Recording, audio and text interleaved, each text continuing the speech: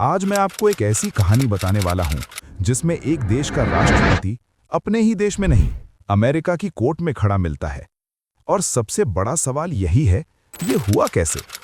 सब शुरू होता है वेनेजुएला से, एक ऐसा देश जिसके नीचे तेल का समुंदर है और जहां तेल होता है वहां राजनीति लोकतंत्र से नहीं, ताकत से चलती है। 1999 में ह्यूगो चावेज आया, अमेरिका के खिलाफ खुलकर बोलने लगा और यहीं से रिश्तों में दरार पड़ी। फिर 2002 में सत्ता पलटने की कोशिश, देश हिला, दुनिया देखती रह गई। चावेज के बाद सत्ता में आया निकोलस मादुरो। महंगाई, गरीबी और देश के अंदर विरोध बढ़ता गया और बाहर से अमेरिका का दबाव। 2017 के बाद प्रतिबंध और 2018 के चुनाव पर बड़े विवाद।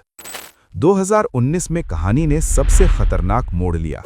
अमेरिका ने विपक्षी नेता हुआन गुएडो को सपोर्ट किया, मतलब एक ही देश में दो राष्ट्रपति का दावा।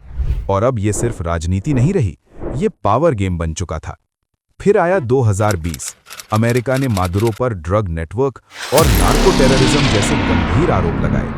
अब मामला कोर्ट का बनने लगा और यहीं से कहानी का असली सस्पेंस शुरू होता है। क्योंकि 3 जनवरी 2026 अमेरिका ने दावा किया कि एक ऑपरेशन के बाद मादुरो और उनकी पत्नी को पकड़कर अमेरिका लाया गया। वेनेजुएला ने कहा यह अपहरण है और दुनिया के सामने एक नई बहस खड़ी हो गई। क्या ये कानून है या ताकत का खेल?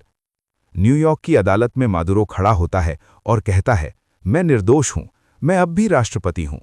उधर काराकास में तुरंत नया नाम सामने आता है और सत्ता बदलने की कोशिश शुरू हो जाती है। और अब असली सवाल सुनिए, क्या ये सिर्फ एक नेता की गिरफ्तारी है या ये एक संकेत है कि अगला निशाना पूरा वेनेजुएला होगा? क्योंकि इतिहास यही बताता है, जब तेल, राजनीति और सुपर पावर आमने सामने आते हैं तो लड़ाई सिर्फ बॉर्डर पर नहीं होती, कहानी पूरी दुनिया तक फैल जाती है। और याद रखिए, ये कहानी अभी खत्म नहीं हुई है।